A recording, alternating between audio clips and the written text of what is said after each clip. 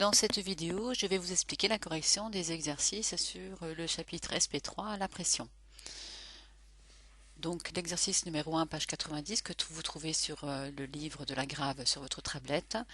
Donc lors de l'élaboration du champagne, il se forme un gaz qui exerce une pression P égale à 6 bars à l'intérieur de la bouteille.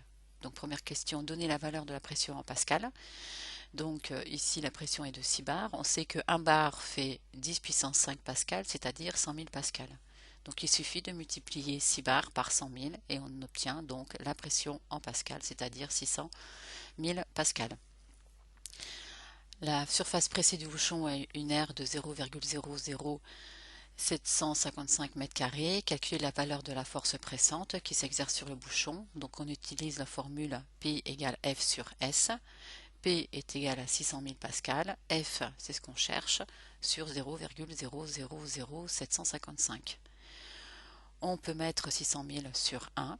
Ainsi, on peut effectuer le produit en croix, c'est-à-dire 600 000 fois 0,000755 divisé par 1. Et on obtient une force pressante de 753 newtons.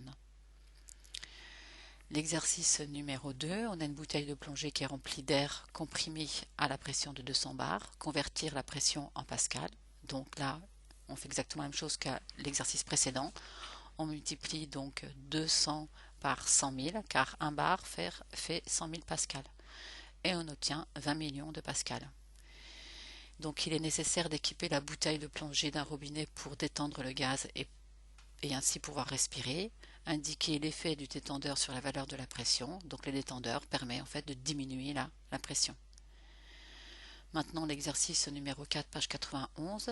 L'obélix de Luxor, place de la Concorde, a une masse de 230 tonnes et repose sur un socle horizontal carré de 3 mètres de côté.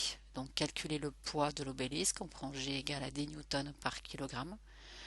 Donc on a une masse de 230 tonnes, on sait qu'une tonne fait 1000 kg, donc on convertit cette masse en tonnes en kilos en faisant 230 fois 1000, ce qui fait 230 000 kg.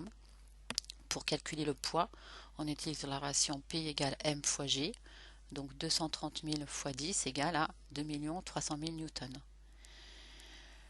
On demande donc la force pressante F exercée par l'obélisque sur son socle correspond à son poids. Calculer l'air S de la surface pressée en mètres carrés. Donc comme c'est un carré, la surface est le côté fois côté, c'est-à-dire 3 fois 3 qui est égal à 9. Donc S égale à 9 mètres carrés. Déterminer la pression P subie par le socle. Donc on utilise la relation P égale à F sur S, F étant la force pressante, et on nous dit dans l'énoncé que la force pressante correspond au poids. Donc on remplace F par le poids sur la surface, donc 2 300 000 divisé par 9.